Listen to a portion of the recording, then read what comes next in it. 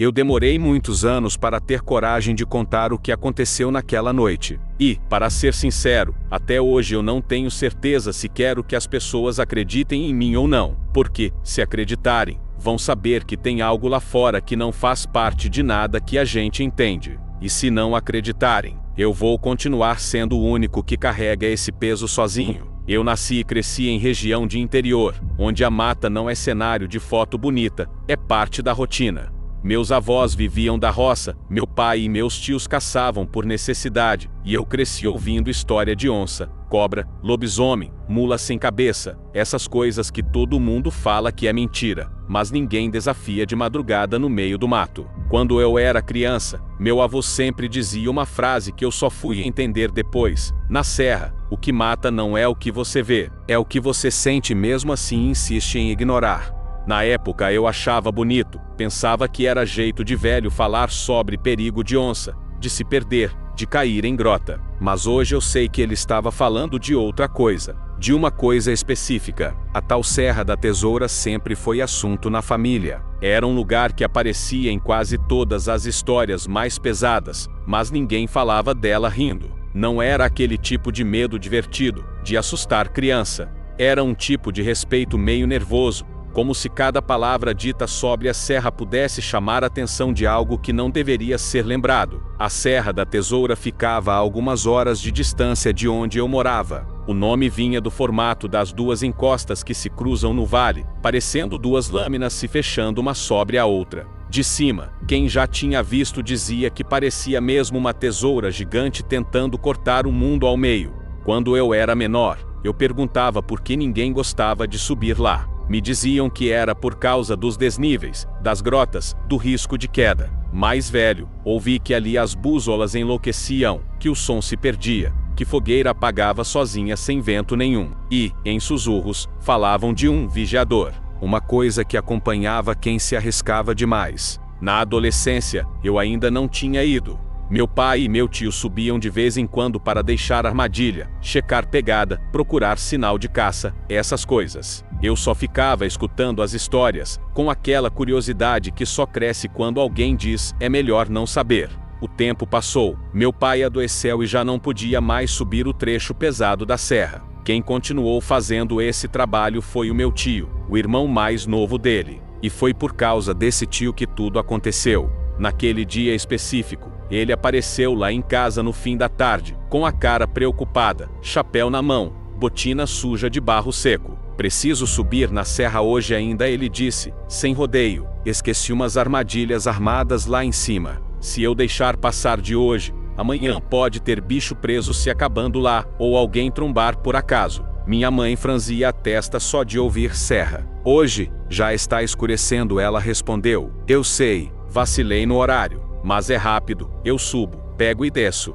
Só que eu preferia não ir sozinho, por segurança, e porque você sabe, né? Ele olhou pro meu pai. Meu pai abaixou o olhar, como se carregasse culpa por não poder ir. Eu iria, mas minhas pernas não aguentam mais aquele trecho, ele disse, com amargura. Se o menino quiser ir, vai fazer bem ele se acostumar com a mata. Mas vocês não enrolam lá em cima. Ouviram? Aquilo para mim foi um convite que eu estava esperando desde sempre. A ideia de finalmente conhecer a Serra da Tesoura, mesmo com a fama de lugar ruim, me dava um medo estranho, mas também uma vontade absurda. Eu vou, respondi na hora. Minha mãe tentou argumentar, mas meu pai a interrompeu. Ele tem que aprender.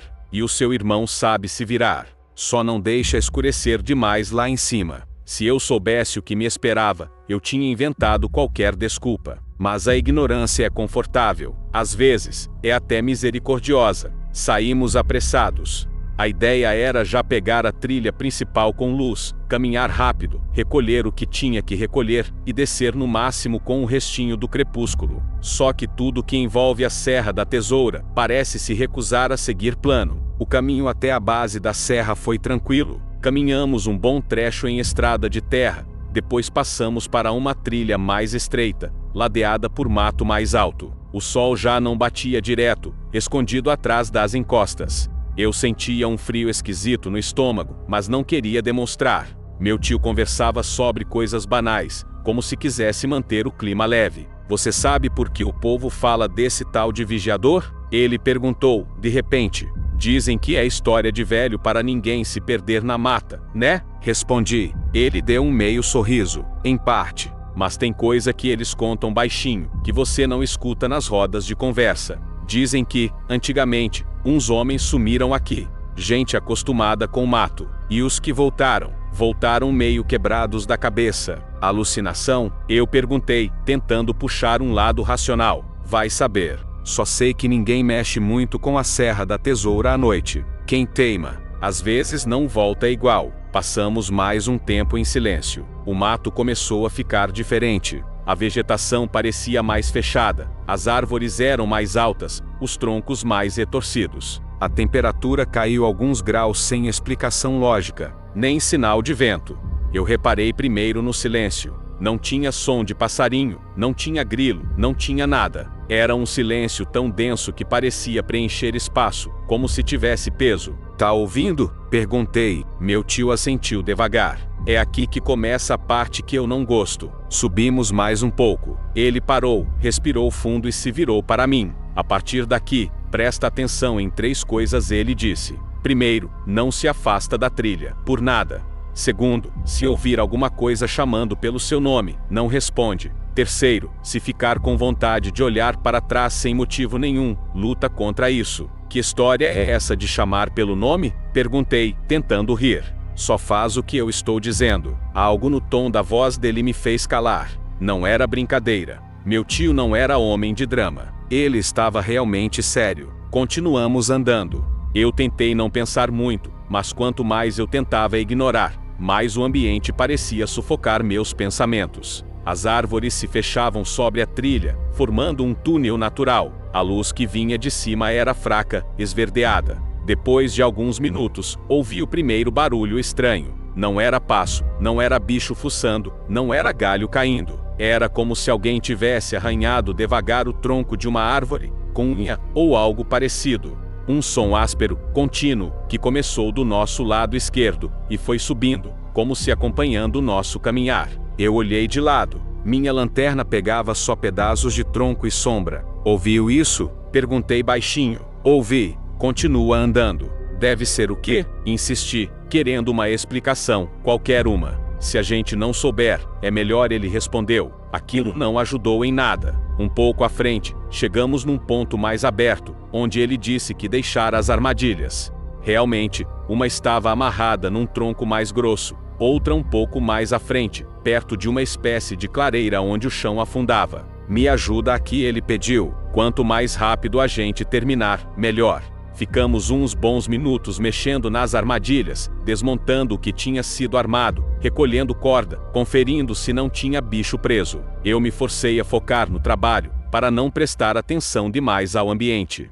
Mas conforme a luz ia sumindo, outra coisa foi se destacando, um cheiro estranho. No começo era leve, quase imperceptível. Parecia cheiro de coisa úmida, de pano guardado. Depois foi ficando mais forte e enjoativo, lembrando mistura de carne passada com terra molhada. Eu quase sentia gosto na boca. Tá sentindo esse cheiro? Perguntei, tapando um pouco o nariz. Meu tio respondeu, acelerando os movimentos. E isso não é bom sinal. Terminado o serviço, ele olhou rápido em volta, como se estivesse conferindo alguma coisa que só ele via. Vamos descer. Agora. Começamos a retornar pela mesma trilha. Eu reparei que o cheiro ia ficando mais forte em alguns pontos, como se a gente estivesse se aproximando de alguma coisa que não dava para ver. Foi então que ouvi pela primeira vez um estalo seco, como se alguém tivesse pisado com força num galho muito seco, bem atrás de nós. Não era o som de um bicho pequeno, era pesado, firme.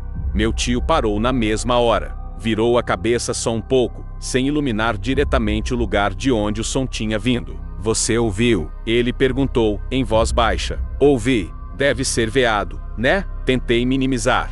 Ele demorou para responder, respirando fundo. Não faz muito barulho. Anda, rápido, mas sem correr. E não olha muito para trás. Eu obedeci. Demos mais uns 10 passos, e outro estalo soou, agora um pouco mais perto. Depois, outro. O ritmo era irregular, mas constante. 3, 4 passos. Parecia que aquilo estava nos acompanhando, mantendo uma distância quase idêntica. O silêncio da mata fazia cada som ecoar de um jeito exagerado. Meu coração batia tão forte que parecia um tambor dentro da minha cabeça. Tio, sussurrei. Eu sei, ele disse. Continua. Andamos mais alguns minutos. A trilha começava a descer, estreita, ladeada por pedras cobertas de musgo. O cheiro ruim estava mais intenso. Eu já estava quase enjoado. Foi então que a situação piorou. No meio de um passo, eu ouvi nitidamente, atrás de mim, uma coisa que me gelou por completo. Não era barulho de galho, não era respiração, era uma voz. Uma voz baixa, arrastada, como se estivesse passando por dentro de água, sussurrando meu nome. Ei! Fiquei paralisado. O ar travou nos meus pulmões. Meus pelos do braço se arrepiaram todos de uma vez. Você ouviu isso? Eu perguntei, quase sem som. Não responde, meu tio disse, sem nem virar para mim. Anda.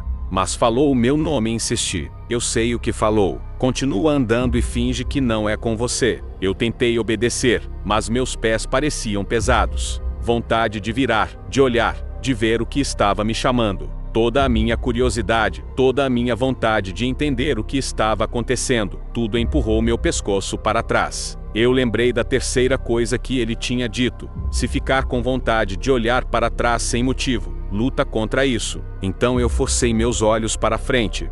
Mas mesmo assim, no canto da visão, eu tive a impressão de ver algo entre as árvores, acompanhando o nosso ritmo. A coisa chamou de novo, agora mais nítida. Ei! Era como se a voz fosse empurrada de dentro de um peito vazio, sem ar direito. Não parecia garganta humana, mas tinha a forma das sílabas. Tinha a maldição de carregar meu nome, como se aquilo já me conhecesse há muito tempo. Meu corpo tremia. Eu sentia o suor escorrer pelas costas, apesar do frio.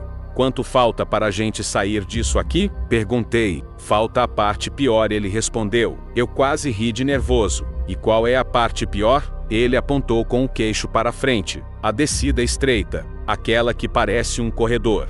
Ali a serra abraça a gente. Quando chegamos nesse trecho, eu entendi o que ele queria dizer. As encostas dos dois lados se aproximavam tanto que a trilha quase virava uma linha no meio de um túnel de pedra e raízes. As árvores se inclinavam para dentro, os galhos se cruzando sobre nossas cabeças. O pouco de luz que restava foi engolido ali. Foi nesse ponto que a respiração começou. No começo, pensei que fosse coisa da minha cabeça, eu ofegante, cansado, misturando os sons. Mas logo percebi que não era minha. Era uma respiração funda, arrastada, irregular. Como se o ar entrasse por uma cavidade errada, sem garganta, sem pulmão. Um som úmido, quase pegajoso, e vinha de trás de nós. Tio, eu sei, ele disse, num fio de voz. O cheiro de carne passada ficou quase insuportável. Era como se alguma coisa, muito próxima, estivesse apodrecendo sem nunca morrer de fato. De repente, os estalos de galho ficaram mais frequentes. Aquilo não estava mais só seguindo. Estava se aproximando. Meu tio apertou o passo. Agora a gente vai correr, ele disse. Se escorregar, levanta e corre de novo. E, aconteça o que acontecer, não olha direto para isso. Eu tentei abrir a boca para perguntar para isso quem, mas não deu tempo. Um estalo alto ecoou logo atrás de mim. Em seguida, outro. E outro. Agora parecia que algo muito grande estava forçando o corpo para frente, quebrando tudo que tinha pela frente. Começamos a correr. A trilha estreita não perdoava. Eu tropeçava em raiz, batia ombro em pedra, arranhava braço em galho. A lanterna tremia na minha mão, o feixe de luz dançava sem foco. A cada 3 passos nossos, eu ouvia 4, 5 atrás. Mais pesados, mais largos. Aquilo era rápido. Eu sentia um desespero que eu nunca tinha sentido antes, um instinto puro gritando que, se aquilo encostasse em mim, tudo acabava ali. Não para! Meu tio gritou. Eu queria responder, mas o ar já quase não entrava. Minhas pernas doíam, meus joelhos ameaçavam ceder. Ainda assim, continuei. Em um momento, porém, aconteceu algo que eu nunca vou esquecer. Enquanto corria, senti uma corrente de ar gelado bater na minha nuca. Não era vento natural. Era como se alguém estivesse quase colado atrás de mim. E, junto desse frio, veio uma sensação horrível, a impressão de que um rosto invisível estava encostando na minha pele, tão perto que eu podia sentir a ausência de feições. Instintivamente, mesmo sabendo que não devia. Virei um pouco o rosto e vi, entre duas árvores, acompanhando nossos passos, vinha uma figura que desafia qualquer descrição lógica. Era alta, muito alta, uns 2 metros ou mais. As pernas eram compridas e magras, os braços pendiam num ângulo estranho, como se os ossos fossem alongados demais. O tronco era estreito, mas parecia forte, coberto por algo que não dava para dizer se era pele, roupa ou uma mistura das duas coisas. Mas foi a cabeça que me destruiu. Não havia rosto. Onde deveriam estar olhos, nariz e boca, havia apenas uma superfície lisa, esticada, pálida. Parecia pele puxada por baixo, como se alguém tivesse coberto o rosto com uma camada de tecido vivo, apagando qualquer traço de humanidade. A luz da lanterna bateu de lado e fez aquela pele brilhar de forma sinistra. A criatura inclinou a cabeça para o lado, como se estivesse curiosa. Mesmo sem olhos, eu senti nitidamente que ela me via, que ela sabia exatamente quem eu era. Meu corpo inteiro travou. Foi meu tio que me salvou naquele segundo. Ele agarrou meu braço com força, quase me arrancando do chão. Não olha. Ele berrou, com uma voz que eu nunca tinha ouvido sair dele. O grito ecoou na trilha. A criatura deu um passo ainda mais rápido, como se aquele ato de encará-la tivesse provocado alguma coisa. Eu quase caí, mas continuei correndo puxado por ele. A trilha logo se dividia em duas. Eu sabia disso por causa das marcações de meu tio. Só que, em vez de irmos juntos pela mesma, ele fez algo que eu nunca esperava. Quando chegamos na bifurcação, ele me empurrou para a trilha da direita. Vai! Ele gritou. Eu vou pela outra. Tá doido? Eu respondi, tentando segurar o braço dele. Vem comigo. Vai agora. Ele berrou, com um desespero nos olhos. Confia em mim. Eu não tive tempo de argumentar. Um estalo mais alto soou atrás de nós, como se uma árvore inteira tivesse sido golpeada. A própria trilha pareceu tremer. Eu fui pela direita, quase caindo de tanto que minhas pernas tremiam. Por um segundo, achei que a criatura iria atrás do meu tio, pela trilha da esquerda. A ideia me fez sentir uma culpa instantânea, misturada com medo. Mas então eu ouvi os passos. Eles vieram atrás de mim. A Serra da Tesoura tinha me escolhido. Agora eu corria sozinho. A lanterna iluminava pedaços confusos de trilha, pedras, raízes. Os passos atrás de mim eram quase constantes, secos, rápidos, quebrando tudo. Eu devia estar perto de um barranco porque, num tropeço mais forte, meu pé escorregou e eu fui arremessado para o lado. Rolei moro abaixo, batendo em pedra, raspando em tronco, até parar numa espécie de pequena encosta coberta de folhas. A lanterna voou da minha mão, bateu em algo e apagou. A escuridão foi total. Não dava para ver nem a própria mão à frente do rosto. Por um segundo, eu achei que ia desmaiar. O ombro ardia, a canela latejava. Senti gosto de sangue na boca, provavelmente de algum corte interno. Mas o medo não deixou meu corpo desligar. O instinto gritava dentro de mim: fica quieto, não faz som, não respira alto. Então eu fiz isso. Fiquei imóvel, quase fundido ao chão de folhas, segurando o ar, com os músculos travados. Logo em seguida, ouvi os passos na trilha acima de mim. A criatura tinha continuado pela trilha e agora parecia procurar. Os passos ficaram mais lentos, como se ela estivesse cheirando o ar. E então a respiração veio novamente, mais forte, mais próxima. Eu conseguia ouvir o ar arranhando o interior vazio de algo que não era peito. Era como se cada vez que a criatura inspirasse, o próprio ambiente encolhesse um pouco. Ela parou exatamente acima de onde eu estava. Eu sabia disso porque ouvi o som de folhas sendo esmagadas, o peso dela se apoiando na borda do barranco. Senti pequenas pedras deslizando ao meu lado, como se algo estivesse se inclinando para olhar lá embaixo.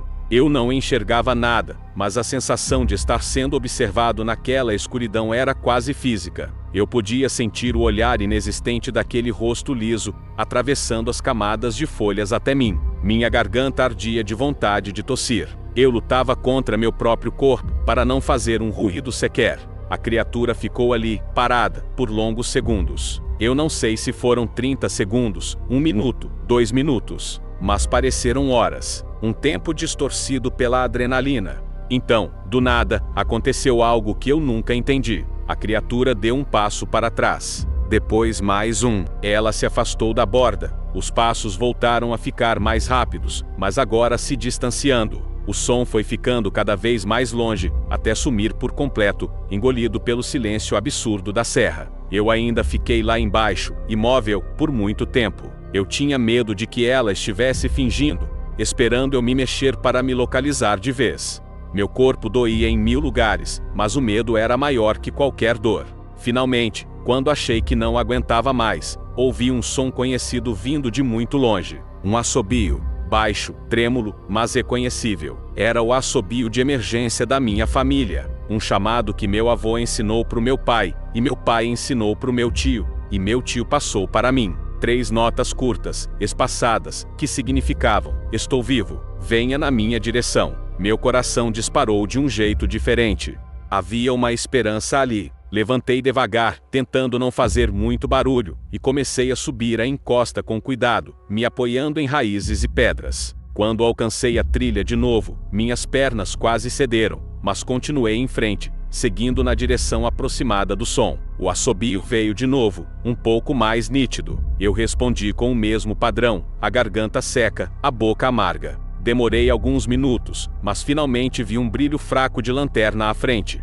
Me aproximei, com o coração apertado, com medo do que encontraria. Meu tio estava sentado no chão, encostado num tronco, respirando ofegante. A lanterna tremia na mão dele. O rosto parecia ter envelhecido uns 10 anos desde a última vez que o vi. Você viu, né? Ele perguntou, sem coragem de erguer os olhos para mim. Eu não consegui responder. Só balancei a cabeça. Ele fechou os olhos por um instante, como se estivesse confirmando uma sentença antiga. Meu avô tinha razão. Ele murmurou: a serra ainda escolhe gente. Sentei ao lado dele, sem falar nada. Minhas mãos tremiam, meu corpo inteiro latejava. Por que você foi para outra trilha? Perguntei, depois de um tempo. Ele olhou para a frente, para a mata escura, como se tivesse medo que as árvores entendessem as palavras. Porque a coisa sempre escolhe um, ele disse. Eu achei que, se eu me afastasse, talvez ela fosse atrás de mim, ou talvez dividisse a atenção. Mas eu senti quando ela passou por mim. Ele engoliu seco. Ela já tinha escolhido você. A ideia de que aquilo tinha uma espécie de consciência, de escolha, me deixou ainda mais enjoado. E por que ela não me pegou? Perguntei, com a voz falhando. Ele demorou alguns segundos para responder. Porque alguém chamou ela de volta. Alguém quem? Perguntei, confuso. Tinha mais gente na serra? Ele balançou a cabeça, em negação. Não é alguém como a gente. Ele passou a mão pelo rosto, cansado. Meu avô dizia que essa coisa não é dona dela mesma, que tem algo mais antigo na serra, algo que manda nela. Quando aquilo volta, não é porque teve pena, é porque foi mandado de volta. Essas palavras ficaram ecoando na minha cabeça, enquanto descíamos o resto do caminho, quase em silêncio. Eu sentia a cada poucos metros a impressão de que estava sendo observado da escuridão, mas nada mais aconteceu. Quando finalmente saímos da mata fechada e alcançamos uma área mais aberta, onde dava para ver o céu, eu pensei que o peso ia aliviar. Mas não aliviou. Parecia que eu tinha trazido alguma coisa comigo. Essa sensação me acompanhou nos dias seguintes. À noite, eu sonhava com a serra. Sonhava com a trilha estreita, com o cheiro de carne antiga, com o som dos galhos quebrando. E sempre, em algum momento, eu virava um pouco o rosto no sonho, e via aquela figura alta ao meu lado, inclinando a cabeça, o rosto liso, sem nada. Em alguns sonhos, ela chegava tão perto que encostava aquela face vazia na minha, como se quisesse me vestir. Eu acordava suando, com o coração disparado, sentindo a pele do rosto formigar. Outras coisas estranhas começaram a acontecer. Em algumas noites, o vento parava de repente. Tudo ficava em silêncio por alguns minutos. Nesse intervalo, eu tinha a sensação nítida de que, se eu abrisse a porta de casa e olhasse para o fim do quintal, veria algo parado ali, me observando. Eu nunca tive coragem de testar. Meu tio, por sua vez, mudou. Ele ficou mais calado, mais fechado. Evitava até falar o nome da serra. Quando alguém comentava, ele cortava o assunto. Certo dia, sentei com ele na varanda e decidi insistir. Desde quando você sabe dessa coisa? Perguntei. Ele demorou um pouco para falar. Desde antes de você nascer, respondeu. Eu tinha uns 18 anos quando subi lá com o seu avô. Foi a primeira vez que eu vi esse tipo de coisa. Não foi igual a você, mas foi suficiente. Antes disso, meu avô já falava. Ele dizia que, em alguns lugares, a mata não é só mata. Tem lugar que é quase como um corpo, um organismo, e que a Serra da Tesoura é um desses lugares. Um corpo? Perguntei. Do que? De tudo que morreu ali e nunca foi embora, ele respondeu. Gente perdida, bicho, promessa não paga, medo engolido. Ele dizia que, com o tempo, essas coisas juntam uma consciência, e que a criatura sem rosto é a forma que isso arrumou para andar.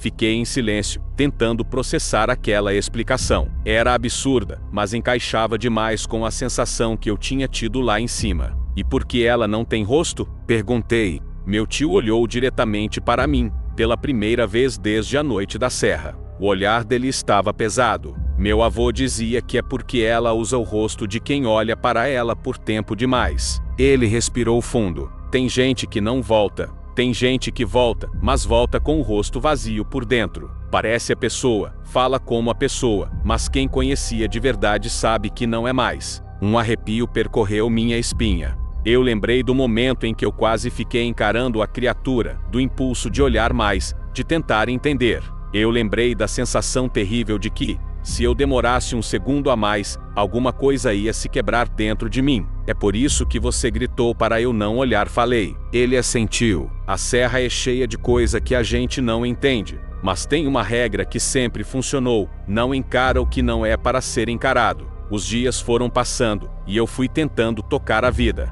Mas a serra parecia não ter terminado comigo. Às vezes, eu estava fazendo algo comum, cortando lenha, lavando alguma coisa, arrumando um canto do quintal e, de repente, sentia um arrepio inexplicável. Um silêncio diferente, como se o mundo segurasse a respiração por um instante. Em alguns desses momentos, eu jurava ouvir, bem ao longe, um estalo seco de galho. Cheguei a pensar em ir embora daquela região, tentar esquecer. Mas não era tão simples largar família, trabalho, tudo. E uma parte de mim também tinha medo de que, se eu me afastasse demais, perdesse a capacidade de entender os sinais, de saber quando aquilo estava por perto. Um dia, um senhor mais velho, conhecido da família, veio visitar meu pai. Ele era daqueles que sabem de tudo o que acontece na região, desde época em que ninguém anotava nada. Em certo momento, o assunto chegou perto de lendas, de lugares ruins. Eu criei coragem e perguntei: o senhor já ouviu falar do homem sem rosto da Serra da Tesoura? Ele parou de mexer no café,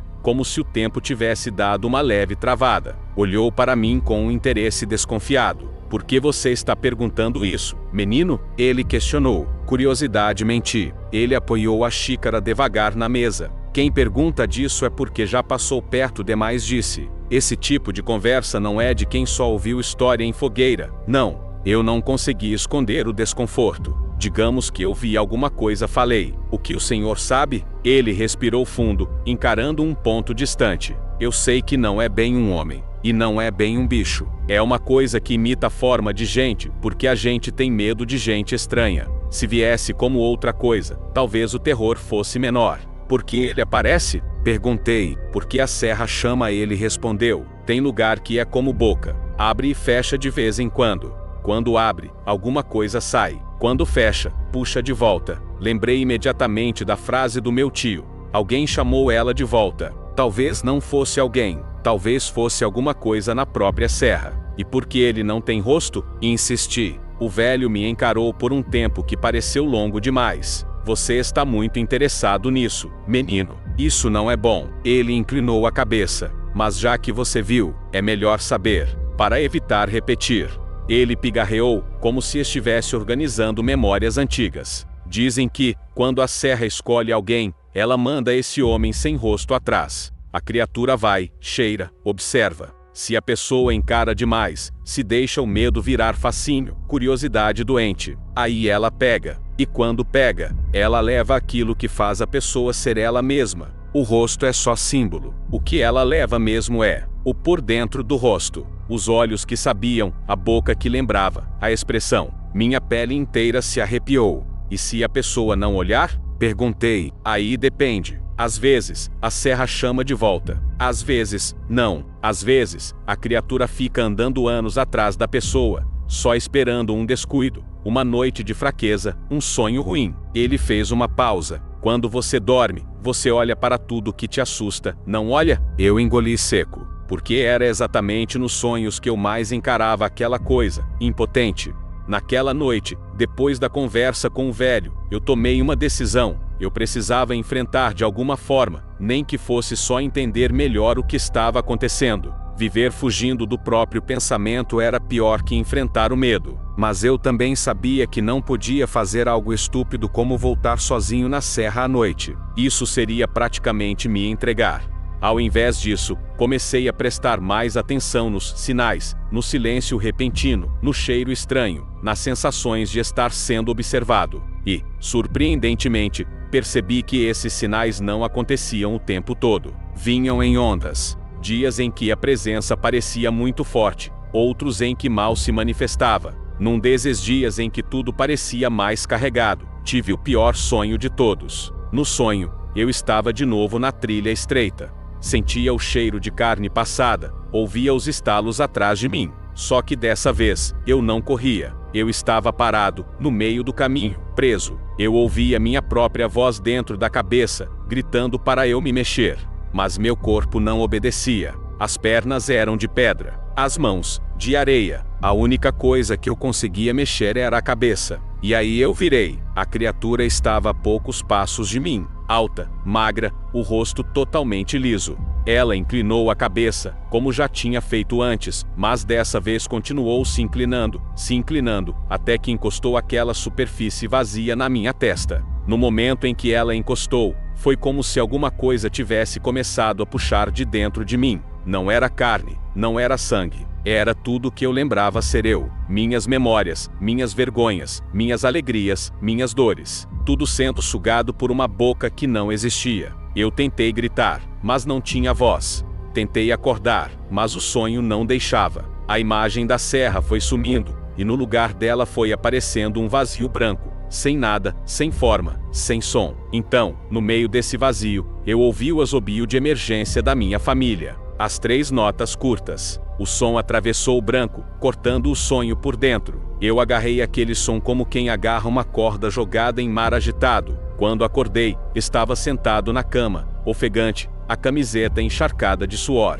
Meus olhos doíam, como se eu tivesse chorado dormindo. Minha boca estava seca. E, do lado de fora, lá na escuridão do quintal, eu juro que ouvi a resposta do assobio. Bem fraca, bem distante. Meu tio. No dia seguinte, fui atrás dele. Eu sonhei com a criatura, falei, sem rodeios. Ela estava colando o rosto dela no meu. Eu senti que estava indo embora. Aí eu ouvi o assobio. O nosso, de família. E acordei. Você assobiou ontem de madrugada? Ele me olhou com cara de espanto. Eu não. Mas eu também sonhei, respondeu. Sonhei que eu estava longe, numa roça antiga do meu pai. E, de repente, ouvi você gritando por ajuda. Eu tentei correr, mas minhas pernas não saíam do lugar. Então, eu assobiei, do jeito que seu avô ensinou. Depois acordei. Nós ficamos em silêncio por um longo tempo. Havia alguma coisa conectando a serra, a criatura e a nossa família de um jeito que eu não entendia. Mas eu sabia que, mesmo longe fisicamente,